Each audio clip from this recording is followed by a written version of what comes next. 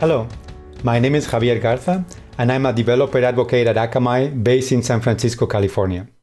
Although, as you can hear from my accent, I was born and raised in Spain.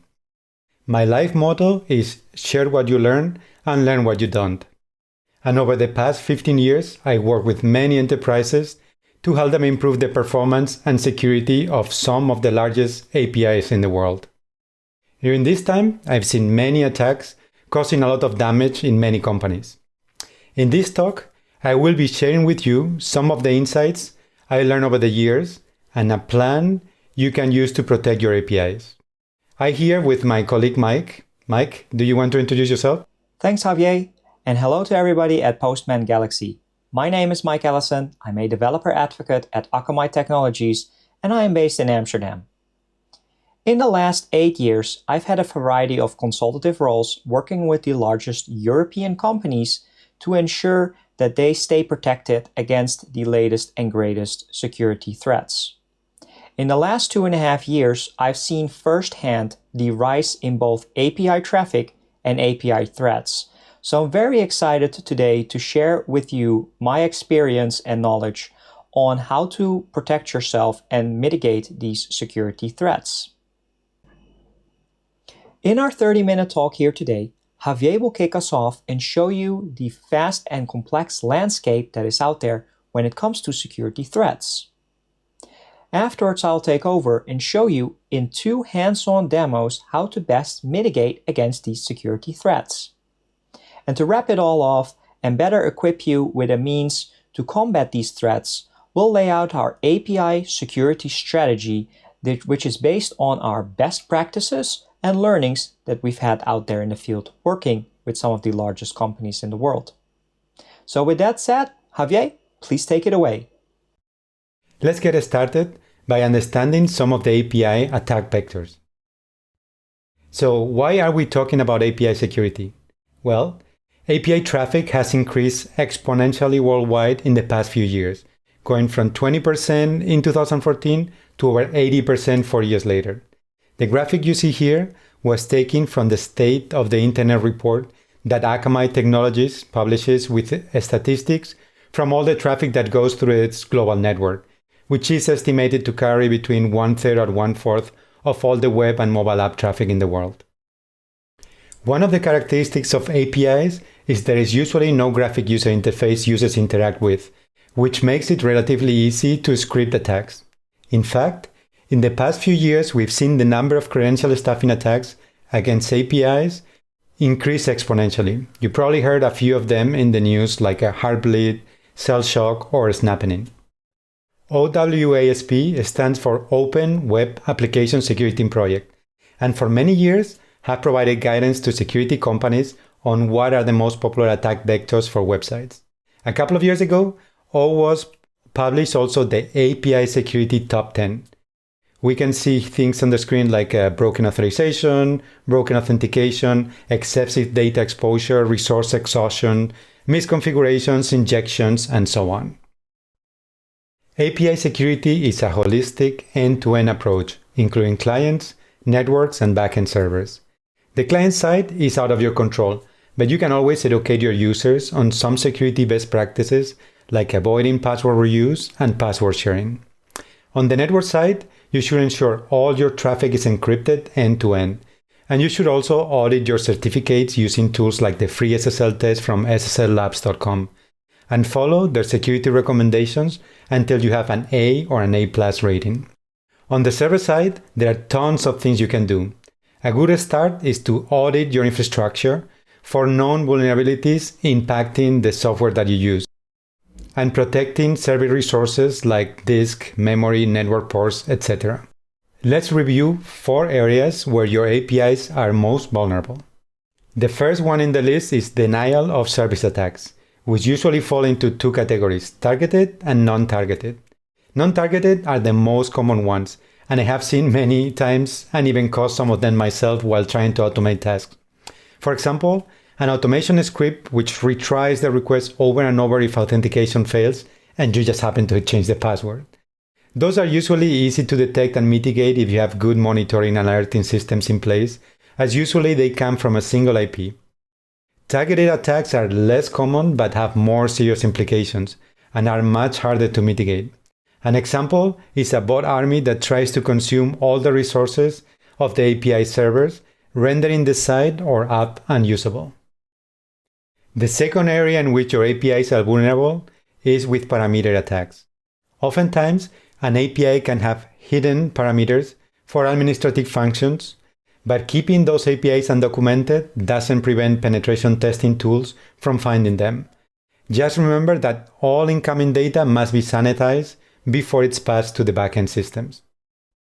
Since your API is a programmatic interface, it's important to guard against SQL injection or other attempts to convince your system to behave abnormally. The primary reason for SQL injections is to try to retrieve data out of the database. The big takeaway here is the vast majority of API attacks are SQL injection because they are very fast and easy to execute at a large scale. And the fourth category is credential stuffing attacks. Basically, that's where the bad guys get hold of a breach of credentials like usernames and passwords from some website, and they are trying them on any different APIs that can be authenticated. For example, several years ago, a Russian hacker was selling the credentials of 165 million LinkedIn users for just 5 Bitcoins, which was around $2,000 at that time. Remember that CAPTCHAs don't work with APIs because there is no human interaction and nowhere to click. Okay, let's review some strategies for mitigating attacks. Volumetric attacks should be your first priority, mostly not only because they render your API unusable, but also because they can cost you a lot of money, especially if you use a cloud services where you pay by usage, and you have auto-scaling enabled. In fact, it is possible for an attacker to generate a multi-million infrastructure bill by just spending a few $100s via amplification attacks. Here are my recommendations. For network attacks, you can subscribe to IP reputation lists to better blacklist network addresses that are known to attack other companies. You can enable rate limits to throttle the number of requests a client can make. Use an application layer firewall that can protect you against things like slow post attacks. And when possible, you should enable strong authentication like client certificates. It's also a good idea to enable billing alerts and look for all-you-can-eat DDoS protection plans to ensure a volumetric attack doesn't ruin you. Next, we have a demo where Mike Elissen is going to show you an effective way to implement API throttling at scale. Mike, the floor is yours. Thanks, Javier. You've done an excellent job on explaining the different attack vectors out there, and of course also how to best mitigate the volumetric attacks. Now I'll take over here and showcase you the API throttling demo. In this demo, I'll show you how Akamai can help you protect against these large volumetric attacks. Very quickly, I'll show you how APIs are configured in our Akamai Control Center. I'll show you how you can easily set up API quotas that can help you mitigate these volumetric attacks. And then we'll see throttling in action in a visual demo. So let's take a look right now. Here we have our Akamai Control Center in which you can configure all of the different Akamai security services that you have available to you. In the top left corner, you can actually navigate to the API definitions where you can set up your API gateway solutions. So here we have the API definitions page, and as you can see here, we have an example, the Swagger Pet Store, that will serve as our API for today. Everything is nicely versioned. As you can see here, you have different versions that you can also deploy on our Akamai staging or Akamai production platform in order to help test. Let's select version 2. So here we have our Swagger Pet Store. It is deployed on both our staging and production platform, and it will serve as these following API hostnames: api.schrodingerstudios.com, as well as these other two hostnames. If we scroll down, here you can see all the different API resources that are part of this particular API. You can see the methods and actions that are available for that. For instance, we have here the /pet that will allow us to view information from a specific pet. Now let's navigate to the section where we actually have our API quotas. So here we have the API keys section And for the sake of this demo, I've created 5 API keys that will allow us to interact with the Swagger Pet Store API. Now, each of these keys is allowed 100 hits per hour, meaning that if they pass that certain threshold and they reach their quota, the Akamai Edge server will send a response back to the user that their quota has passed and that they have to wait until the threshold is available again. And this is how Akamai can help with throttling volumetric API requests, whether it is a misconfigured API or it is actually a malicious actor that is trying to aggressively attack and volumetrically flood your API stack. Now, next up, we're actually going to take a quick look at a visual demo that we've created to showcase this in action. So here we have the API Gateway throttling demo. This is a visual representation on how API throttling is actually used in practice. Here we have all the Akamai Edge locations, or a subset of that, and you have the ability to send requests to it very quickly. So in this demo, for a duration of 30 seconds, whenever I select any of the nodes, it will start sending 30 requests per second. And since our threshold is 100, we should be able to see attacks being blocked once we click on the 4th location. So here I'm selecting multiple locations at once, and we should see the graph start rising in requests quite quickly. As you can see, we're way over the 100 limit, and there we go. In the orange text, you will see now that Akamai Edge servers are actually denying the requests from certain locations. This is because we have hit that 100 throttling limit. So this is just a quick visual representation of seeing API throttling in action. And that concludes our first demo. So now that we've seen API throttling in action, it is important to keep in mind that when designing your API, you have to keep the volumetric attacks or even volumetric floods through misconfiguration in mind when designing your API stack. Now, volumetric attacks are only one vector, and there are many more vectors. So I'll pass it back to Javier to give us a little bit more insight on how to mitigate some of these attacks, and then I'll come back with the second demo on API protection and show you these attacks in action. Thanks, Mike. Great demo. Other popular attacks against APIs consist on making special API requests, which cause data exposure, like injection attacks, and resource consumption attacks, like causing hash collisions and sending malicious JSON. Mitigation often consists on enabling application layer-based firewalls before your API servers and API gateways that can sanitize requests before they reach the API backend servers. Mike is going to run another demo showing how you can secure your APIs at scale by leveraging a cloud-wide firewall and a cloud API gateway, and how you can use the Postman to verify if your APIs are secure. Mike, go ahead. Thanks, Javier. That is an excellent look on how you can mitigate some of these web application attacks that are happening on the API layer, including some of the OWASP API top 10 vulnerabilities. Now, in my demo, the API protection demo, I will be actually taking a look and show you how Akamai can help you block and mitigate some of these API threats.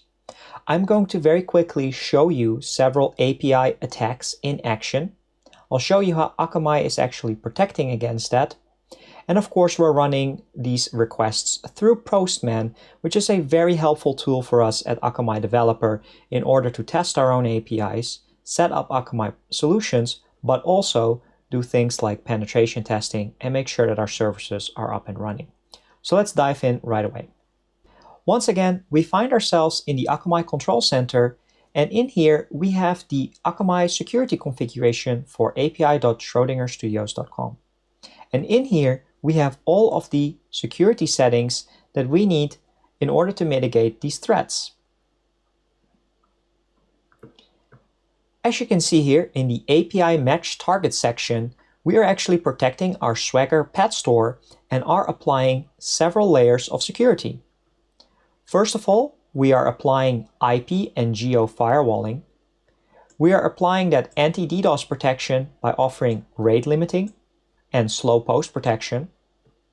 We also have the ability to configure custom rules.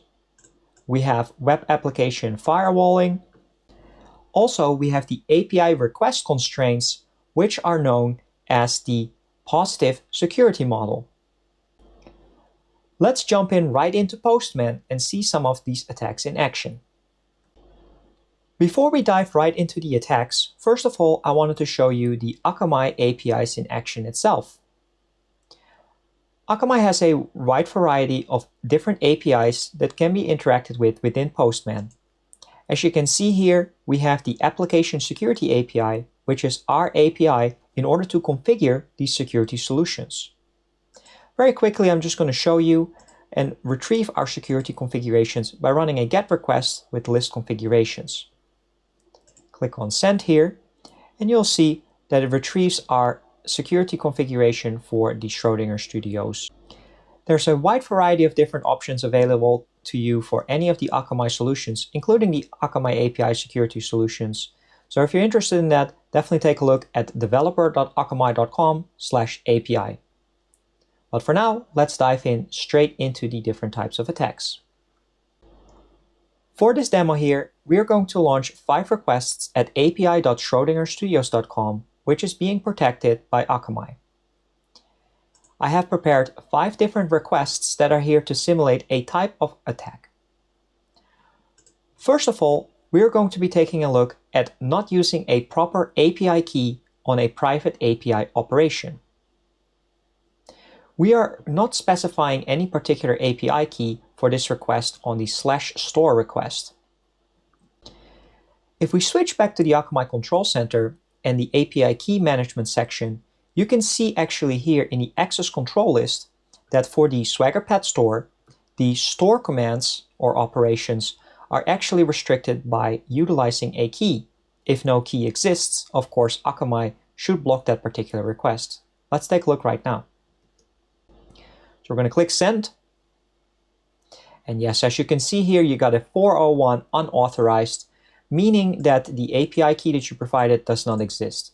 If there's no valid API key available, the request is of course going to be denied. So this is a great way to limit misuse of your APIs by utilizing the public versus private API operations. Let's take a look at a second attack. This is an attack to simulate the use of unsupported HTTP methods. Now, APIs come with different methods that you can utilize, and you can actually very easily specify with Akamai which methods are allowed and which are not. In this case, I have disabled the delete operation on the /pad. So once we hit Send, you can actually see here, you get a response back from Akamai saying 405 method is not allowed, meaning that this request is now blocked. And again, you can filter out and protect yourself against these types of attacks that are trying to delete information from your database.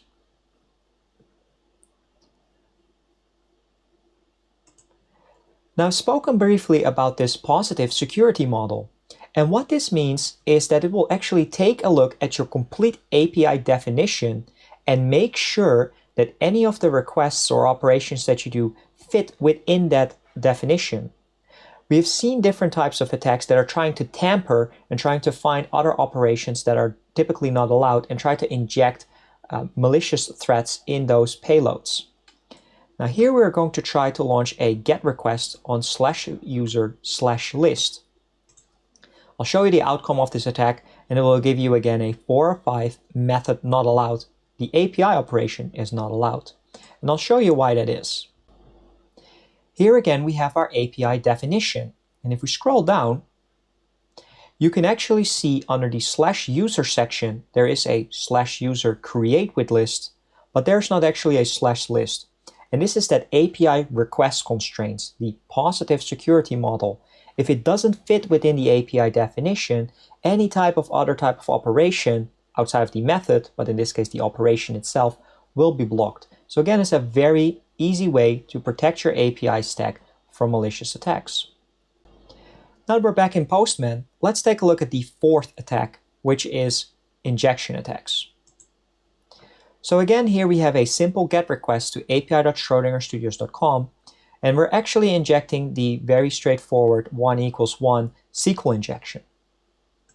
Now if we hit on Send, you'll see that you get a 403 forbidden, meaning that action is not allowed. And what we're doing here is Akamai is applying its web application firewall rule set and sees that in the payload or in the parameters, there is the 1=1 operation, which is triggering a specific web application firewall rule. Now let's take a look at the final request here. And that is to make sure that we're actually applying geoblocking. So I have here a simple request, and right here in the Netherlands, I could run this request and it will go through. But I've actually set up geoblocking. So if you give me 1 second, I'll actually move over here to my second screen. And now I am connected on VPN through a United Kingdom IP. So we're going to go back here and run that request. And as you can see here, now you get a 403 forbidden geoblocked back, meaning you can also ensure that if you don't operate in certain countries, you can very easily filter out those requests and again apply all these different layers on your API stack to stay protected and secure against these threats. So coming back to the Akamai Control Center, you can clearly see that we have applied different layers of mitigation to these security threats. We have applied geoblocking to prevent against IP and geo-based attacks. We've already seen the API throttling demo on how we protect against volumetric attacks. We have applied web application firewalling to ensure that we protect against injection and other type of OWASP attacks like unsupported HTTP methods, as well as the API request constraints, which is the positive security model, ensuring that we stay protected against anything that is an operation that is not supported within the API definition. So there we come at the end of our API protection demo showcase. We've seen the different types of attacks in action. We've seen the different layers of mitigation that you can apply. So now I'm going to pass it back to Javier, who will show us into the API security strategy. He has a quick recommendations for you that you can apply in your own organization to stay secure and stay protected against these threats. So Javier, take it away. Thanks, Mike. Great demo. One question people often ask is, what strategies should I use to protect my APIs? Well, API security is a continuous workflow where you need to analyze, secure, verify, and defend. In Analyze, you can start by doing an inventory of all your APIs and assess the risks associated with each endpoint. For Secure, you can follow the guidelines we mentioned on this talk, like enable authorization authentication, following OWASP recommendations, and applying rate limits. For verifying, you can use API automation tools like Postman to test endpoints are protected against attack vectors like Mike showed you in the demo. You can verify the certificates, etc. For defending, you can enable and fine-tune API protection solutions that can enforce a positive security model by allowing only parameters and methods that exist on your API definitions. One way to easily protect your APIs is by using out-of-the-box cloud solutions like the ones Mike showed you today, that you can enable it easily in front of your API infrastructure to protect your API servers against volumetric and other types of attacks. There are several cloud solutions from different vendors, so it's important to ensure the API security solutions that you evaluate are distributed and the performance of the application doesn't get impacted when you configure the extra security. I would like to finish with a call to action to ensure within the next 7 days, you take a look at your APIs and assess potential risks. Within a month, you should be able to understand your API traffic and security measures you need to apply. And within the next 3 months, you should evaluate and drive a project to protect all your public and private APIs. If you are interested in learning more about securing your APIs at scale or learn more about Akamai API solutions, we recommend you to visit developer.akamai.com.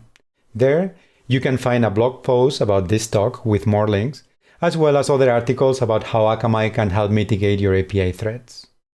You're also welcome to sign up for our Akamai developer program and stay up to date with the latest and greatest from Akamai. Thank you very much, and bye-bye.